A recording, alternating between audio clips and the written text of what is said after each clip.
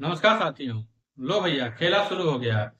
अब ना तो लोगों को गैस मिल रहा है और ना ही पेट्रोल। पेट्रोल फिर भी लाइन लगाने पे मिल भी जा रहा है, लेकिन गैस तो लाइन लगाने के बाद भी लोगों को नहीं मिल रहा है। 3-3 दिन तक लाइन लगने के बाद भी लोगों को गैस नहीं उपलब्ध करा पा रही है एजेंसियां।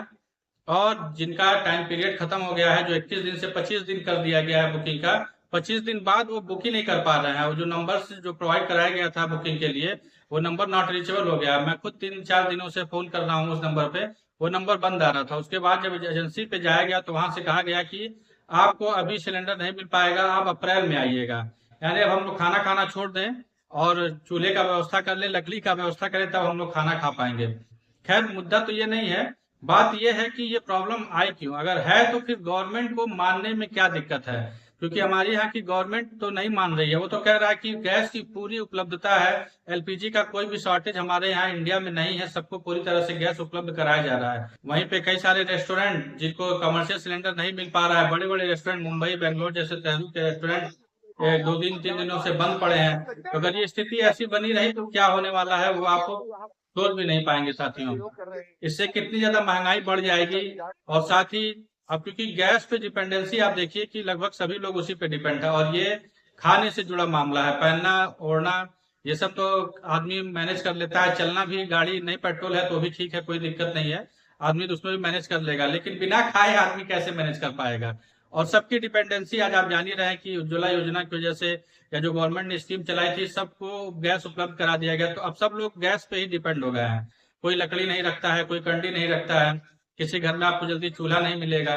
शहर में तो एकदम ही नहीं मिलता है, तो वहां पे अब गैस पे ही डिपेंडेंसी। अगर गैस ही लोगों को नहीं मिलेगा तो फिर लोग खाना कैसे खा पाए। इतना होने के बाद भी हमारे यहाँ का सरकार जो है वो ये मानने को बिल्कुल भी तैयार नहीं हो रहा है कि हमारे यहाँ गैस की किल्लत है या शॉर्टेज है।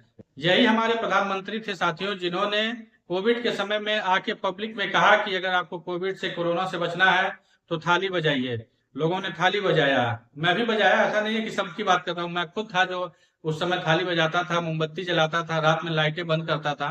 क्योंकि उनकी बातों का प्रभाव था। वो आते थे, पब्लिकली मानते थे, एक्सेप्ट करते थे चीजों को, प्रॉब्लम को समझते थे और बताते थे कि हमारे यहाँ प्रॉब्लम है। लेकिन इस समय तो सरकार बिल्कुल भी आगे नहीं आ रही है और ये मानने को बिल्कुल भी तैयार नहीं है कि हाँ, कि हमारे यहाँ प्रॉब्लम है। वो अपने यहाँ की जनता को भरोसा ही नहीं दिला पा रहा है कि हमारे यहाँ प्रॉब्लम है, आप थोड़ा कम खाइए, या थोड़ा गैस को बचाइए, या थोड़ा कुछ अल्टरनेटिव व्यवस्था कर लीजिए। जैसे शहरों में आपके यहाँ चूल्हा नहीं है तो शहरों में आप इलेक्ट्रिक चूल्हा का व्यवस्था कर सकते हैं। क्या हमारे प्रधानमंत्री इतना भी हिम्मत नहीं जुटा पा रहे हैं कि इस समय वो आके पब्लिक में ये कह दे कि हाँ, हमारे यहाँ पे गैस की समस्या है। क्योंकि सबको पता है कि युद्ध छिड़ा हुआ है, इसमें कोई दो राय नहीं है और ये कोई गलत काम नहीं है। जब कोविड में आप आके सबको कह सकते हैं, सबका सब पे आपका भरोसा था, आपकी बातों को लोगों ने माना, पता नहीं, जबकि वो कोरोना को भगाने में इफेक्टिव नहीं था साथियों। ऐसा नहीं था कि ताली बजाने से या मोमबत्ती जलाने से कोविड चला गया, कोरोना चला गया। लेकिन वो विश्वास था, लोगों ने उनकी बात को माना और उससे एकजुट हुए, सभी लोग एकजुट हुए, सभी ने वो काम किया।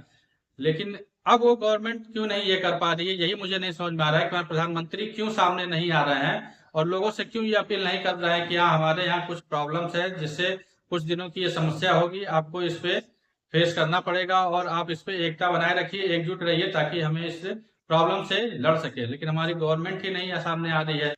तो मेरा प्रधानमंत्री जी से हाथ जोड़ के निवेदन है कि जैसा आपने कोविड में आके सबसे कहा था और लोगों ने आपकी बातों को माना और वो भी किया जिसका कोई मतलब नहीं था, तो अब आके आपको कहने में क्या दिक्कत है कि हाँ, हमारे यहाँ गैस की समस्या है, एलपीजी शॉर्टेज है।